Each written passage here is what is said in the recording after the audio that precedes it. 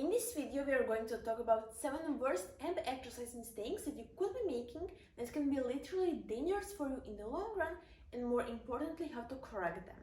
If you're ready to learn how to do half of the reps of ab exercise you were doing before and get even better results without the risk of getting diastasis or hernia, by the way, I'm sure you're doing at least one of the exercises that can cause that, then make sure to watch this video up to the very end to find out what exercises are not worth your time and tips and tricks on how to perform and get the most out of safe and effective ab exercises.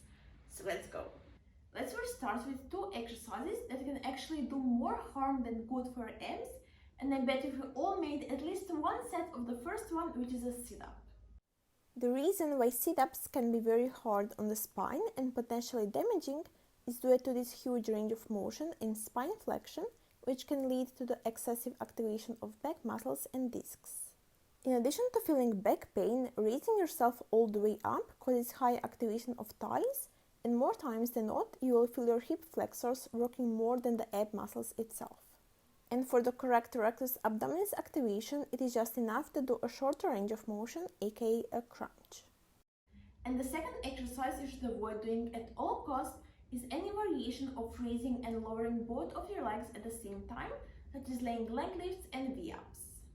Simultaneously raising and dropping both of your legs is even more harmful exercise to do compared to the sit-ups, because the weight of our legs and the force we produce in this movement is huge, and very commonly our core doesn't have enough power and strength to handle this much load, so our abs barely even properly work in this so-called ab exercise, which can again lead to back pain and unnecessary activation of hip flexors.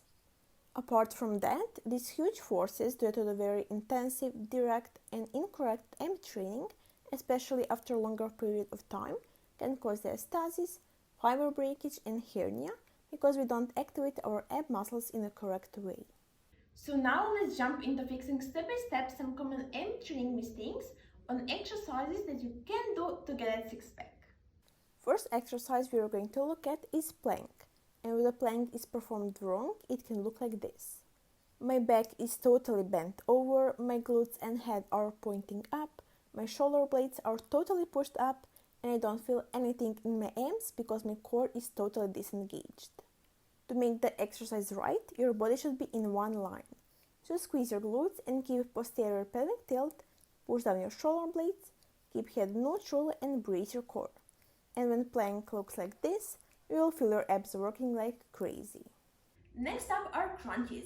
And when doing crunches or any ab exercise in general, we need to focus on the 3 golden rules. The first one is breathing.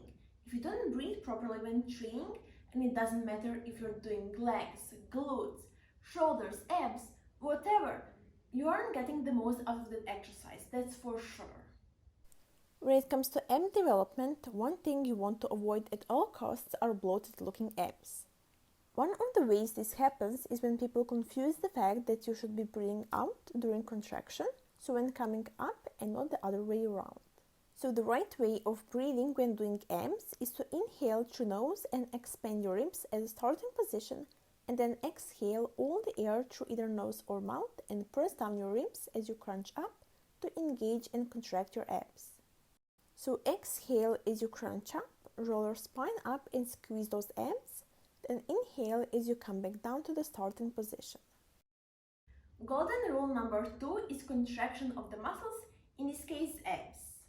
So the common mistake is to leave your belly puffed out when crunching up when you're supposed to contract the muscles, and also leaving too much space between lower back and the floor while doing crunches.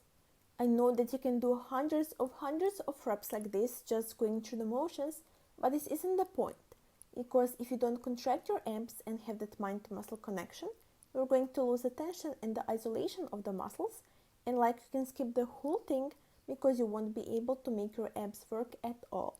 So to properly engage your core, and by the way, engaged core is when all your ab muscles are braced together, the first step is to do posterior pelvic tilt. When laying flat on the floor, tilt up your pelvis so your back is flat to the ground. Then practice engaging your core by feeling your ribcage expand while you inhale, and as you exhale, contract your abs and press down your ribs. And golden rule number 3 is quality over quantity. We need to focus on doing the best reps we possibly can do, but not how many we can do. Because you can go down on the floor and do hundreds of sit-ups, but then you will end up with either diastasis or hernia, which you probably don't want to happen. Am I right? So we need to make every single rep count, because if our core muscles aren't engaged properly, then other muscles like hip flexors and back muscles can easily take over, and we can also end up relying on momentum. And last mistake when doing crunches is placing your hands behind the neck. When you're doing crunches, do you ever pull on your neck? If so, you're likely doing this to trick your eyes into thinking that your shoulders are getting high enough off the ground to constitute a good rep. But probably they are not.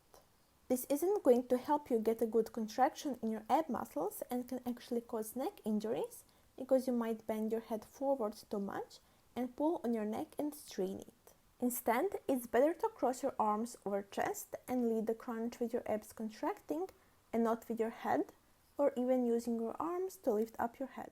So that was my 7 common mistakes in the gym when training abs. And next time you train your abs, please think about these tips and let me know in the comments below which tip from today's video are you going to try first. If you learned something new from today's video, then make sure to subscribe to my YouTube channel, turn the bell so you can be notified every single time I post new video, and hit that like button so more people can see and benefit from this video.